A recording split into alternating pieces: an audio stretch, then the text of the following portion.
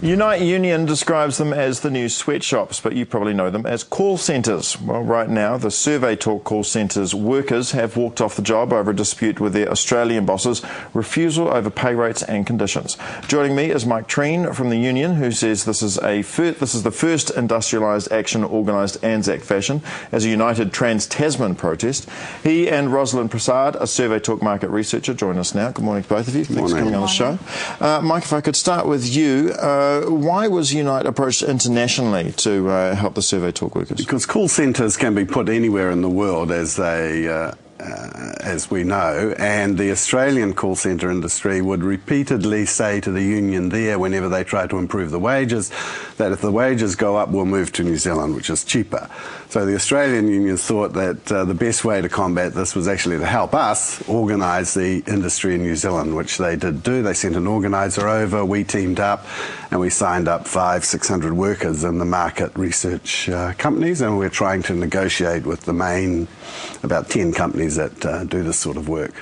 It's interesting because I guess a lot of New Zealanders think of call centres being shipped out of New Zealand, that we phone up, the regular ones, and they're there. But so Australia views us as the cheaper option. They do, and it's important that a lot of these companies have operations in many different countries, but you usually need some local element to it. But what the Australian companies have been doing is telling the New Zealand callers to say that you're calling from Australia if anyone asks. Is that legal?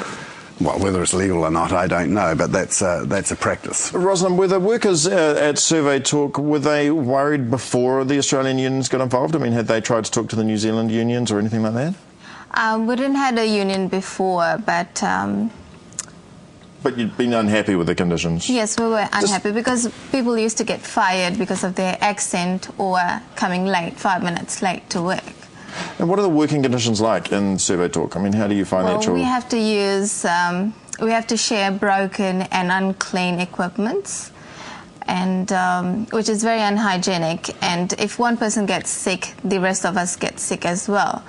And we don't have any wipes to wipe our equipment. So.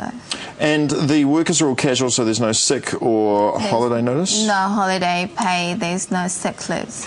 I mean, what can be done about this? Is that allowed in New Zealand? Well, we've been telling the Survey Talk that what they're doing is actually illegal. They're paying people $13 an hour and saying it includes the 8% holiday pay. So they're not giving people holidays, and some of the workers have been with them for 4 years, and we're saying it's not legal. They say we think it is. So we end up in a dispute, or we could end up going to court on it. It's often these companies don't know what the labour law is in New Zealand and actually don't seem to care. The pay rates are $12.50, $13 an hour, I guess, here, Australia $21 per hour. Is that a fair reflection of pay rates, or is it just showing that we're completely underrepresented here in terms of negotiating that? They pay what they can get away with. In Australia, they can't get away with paying those sort of rates. They have a union and have had for some years that represents them. In New Zealand, it's been until recently has been a completely deunionised industry. So generally, it starts at the legal minimum. And these companies, it's not really a pay according to the value of the work. It's simply what you have to pay legally, and that's what they pay. How long can you hang out as the Survey Talkers? How long can you guys go on strike without getting any pay? We went on a strike for 3.5 hours without getting paid. Right. And is there more planned? Sorry? Is there more strike planned?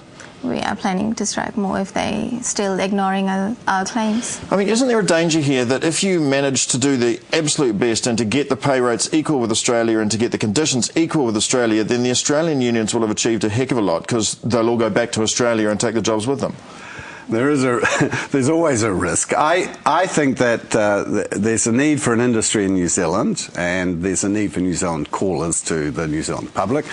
The the decisions on whether to do it in New Zealand or do it in Australia are often not necessarily connected directly to pay rates. They use that as a threat, but I'm not sure that that's necessarily the reason. It'll be versus $13. That's probably a pretty good reason. Yeah, and we just had one large company, TNS, close its operation with 150 workers here and move it back to Australia. So I'm not sure how they make these business decisions. All we can go on the basis is that we think workers deserve a better deal, and we'll try and get them. Rosalind, to finish with you, what would the Survey Talk workers like? Do you want to get all the way up to $21 like in Australia, or would you be happy with better working conditions and basic services and a slight rise in pay?